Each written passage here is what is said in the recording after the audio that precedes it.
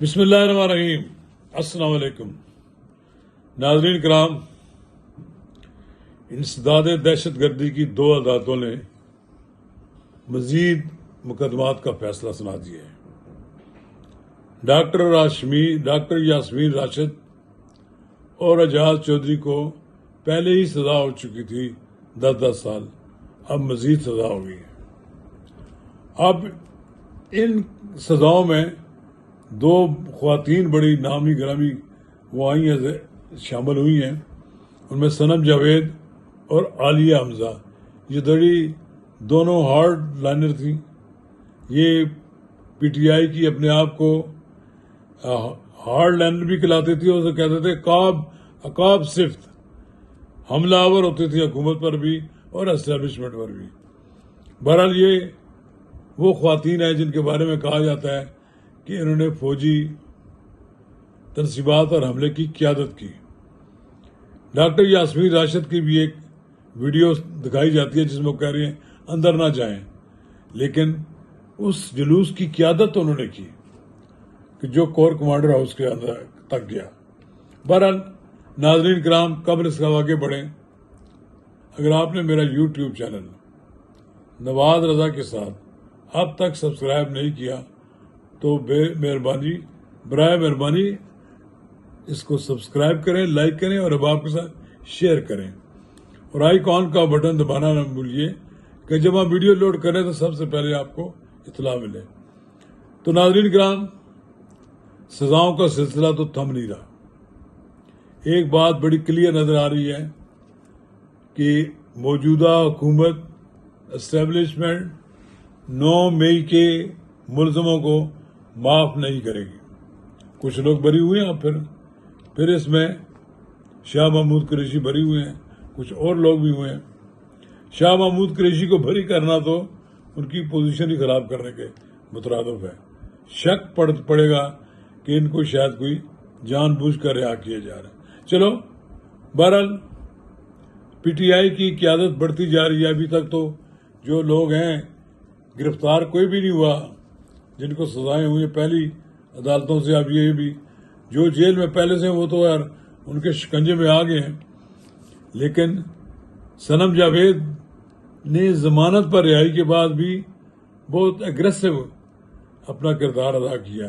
یہ عالیہ حمزہ کو بھی یہی صورتحال ہے کہ وہ روزانہ ایسے بیانات دیتی تھیں جن سے ظاہر ہوتا تھا کہ ان کو نظر آ رہا ہے کہ وہ جیل جانے والی ہیں اور جتنے کچھ بیانات دے سکتی ہیں دے دیں۔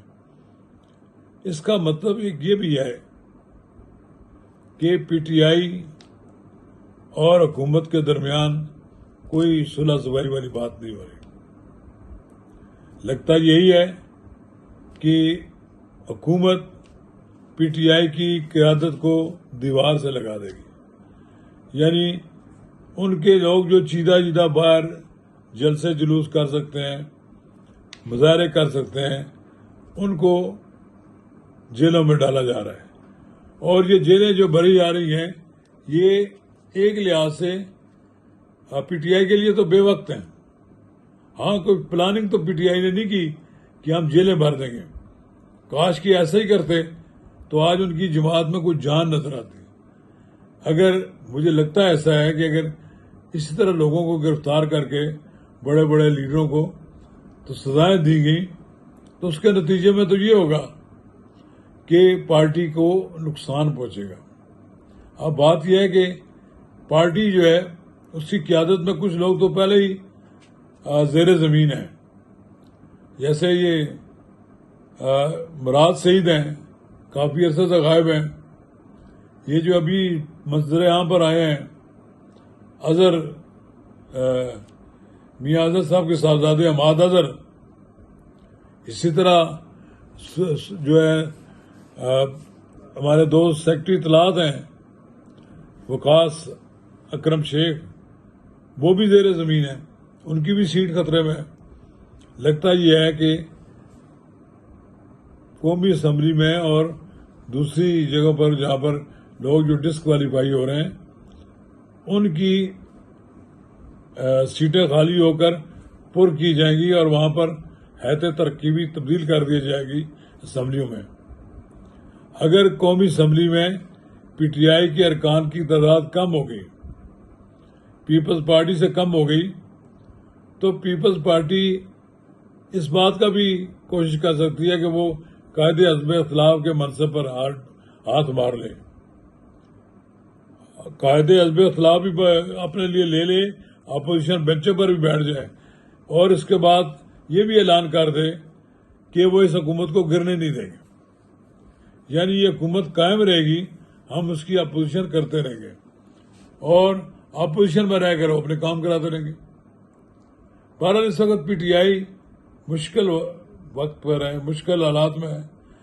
کوئی 5 اگست کو کوئی بڑا شو بھی نہیں کر سکی، بس چھوٹا موٹا شو ہوا، مظاہرے کر لیے، کچھ لوگوں نے پرانی ویڈیوز لگا لی، کوئی اے آئی سے کچھ لوگوں نے گڑبڑ کی تاکہ پتہ لگے کہ بہت زیادہ لوگ ہیں۔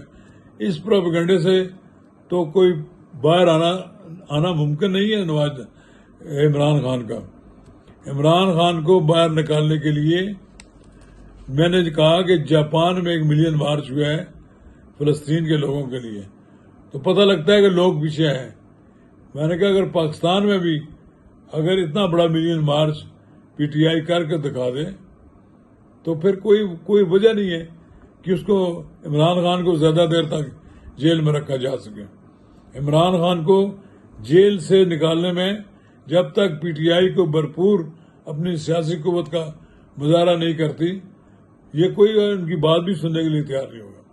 ہاں، اگر یہ بڑا مظاہرہ کریں، سٹ ڈاؤن اسٹرائک کریں، لوگ ان کے ساتھ کھڑے ہو جائیں اور بیٹھ جائیں پرامن طریقے سے، تو ایک وقت آئے گا کہ حکومت مجبور ہو جائے گی کہ ان کے ساتھ لین دین کرنے پر۔ لیکن ابھی تو میں سمجھتا ہوں کہ ابھی تو حکومت اس پوزیشن میں ہے نہیں ہے کہ وہ غور کرے کہ جی ان کو کوئی رہائی کے لیے کوئی راستہ دے دیا جائے۔ یہ تو عمران خان صاحب پر منحصر ہے نا کہ وہ اپنی رہائی کے لیے کوئی راستہ تلاش کرتے ہیں۔ راستے انہوں نے اپنے خود بند کر دیے ہیں، اور اب آنے والے دنوں میں صورتحال مجھے نظر آتی ہے ایسی کہ عمران خان جیل سے رہا ہونے والے نہیں، اور ان پر سختیاں بڑھتی جائیں گی، اور بالآخر ایک وقت ایسا آئے گا کہ عمران خان تھک ہار کر اسٹیبلشمنٹ کے مطالبات بھی مان لیں گے اور ان کی مرضی کے مطابق NRO لے لیں گے، اور یہی ان کی رہائی کا آخری راستہ ہے۔ شکریہ۔